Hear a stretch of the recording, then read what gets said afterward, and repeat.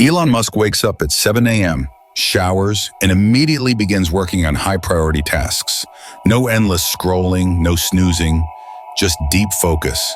His days are structured to eliminate distractions. He's not chasing motivation.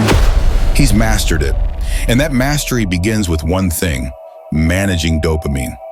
Dopamine is not the chemical of pleasure. It's the chemical of pursuit. It's what drives you to chase rewards, to move towards something you want. And the secret most people never realize is this: dopamine is programmable. Your daily choices shape how your brain releases and responds to it. This is where the difference between successful people and the rest begins.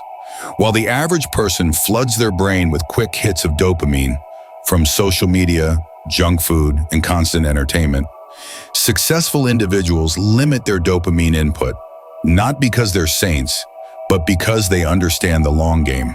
They protect their brain's ability to focus, delay gratification, and stay motivated over the long term. Let's take Jeff Bezos. Before Amazon, he had a safe and comfortable job at a hedge fund. Most people in his position would stay put. High salary, no risks. But Bezos made a choice. He left stability for a vision.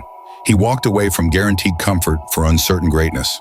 That wasn't just a career move, it was a dopamine move.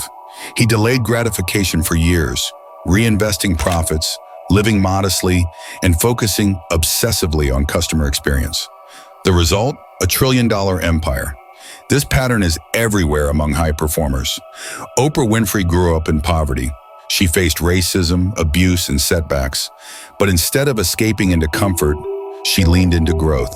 She journaled, she read, she practiced gratitude and self-reflection. These aren't glamorous habits. They don't give instant reward. But over time, they reshape the brain. They train the dopamine system to associate effort with satisfaction, not avoidance. Warren Buffett spends up to 80% of his day reading. He once said that the best investment you can make is in your own mind. Most people seek stimulation. He seeks understanding. His lifestyle is designed not for excitement, but for clarity. By limiting short-term distractions, he preserves mental bandwidth for long-term thinking. And then there's Kobe Bryant. He trained at 4 a.m. while others were sleeping, not because he was more motivated, but because he had conditioned his brain to crave improvement. He found joy in repetition. He didn't need external rewards. He built an internal system that reinforced discipline and progress. What ties all these people together? They manage their dopamine. They control what they crave. And because of that, they can do the things others avoid consistently. The average person hits a wall after 10 minutes of hard work. They reach for their phone, check a notification, open a tab, anything to escape discomfort. But that's the problem. Each escape weakens your ability to stay focused. It teaches your brain that discomfort equals danger and distraction equals relief. Over time, your brain stops craving effort and starts craving escape. Now contrast that with someone like Elon Musk. He built Zip2, then PayPal, then SpaceX, then Tesla, then Neuralink. Not by multitasking, but by deep, relentless focus. He said the reason he learns faster is because he thinks about problems longer than others do. That kind of sustained thinking is only possible when your brain isn't addicted to short-term rewards.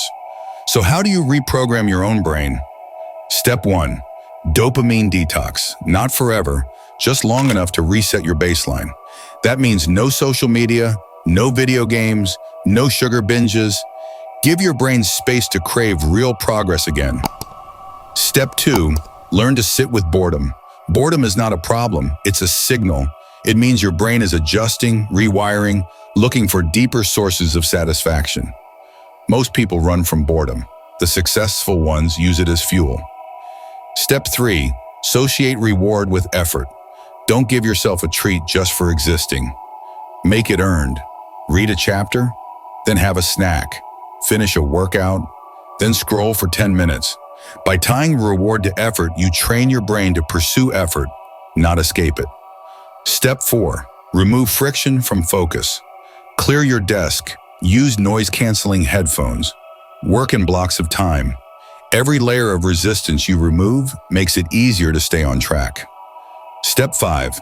Visualize long-term gain, not just short-term effort. When you feel tired or distracted, picture where consistent effort will take you in 1 year. Let that image guide your actions today. None of this is easy. That's the point. If it were easy, everyone would do it.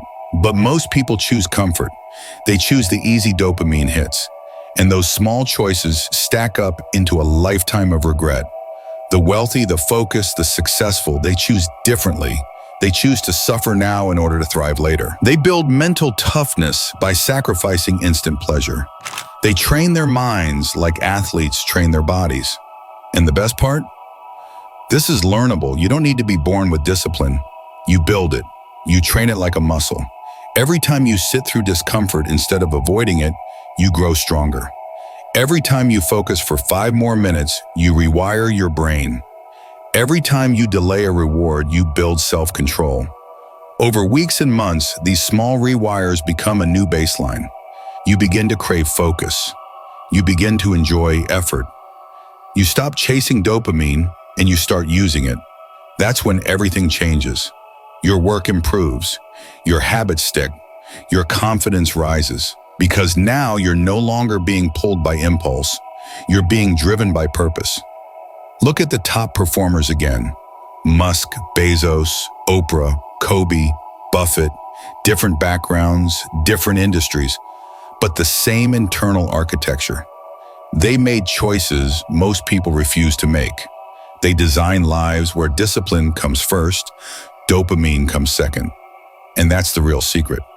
Wealth isn't just about money. It's about clarity, time, focus, and freedom. And all of that begins with one decision. Train your brain to want the right things. I was like 15 when I had my first heartbreak. I was like 10 when I realized people are fake. I was like 6 and started rapping about the hard days. Now a nigga grown, they play my songs and say I'm hard A. As I'm getting older, I just know that I can't waste time. But it's kinda hard, got different vibes calling my FaceTime.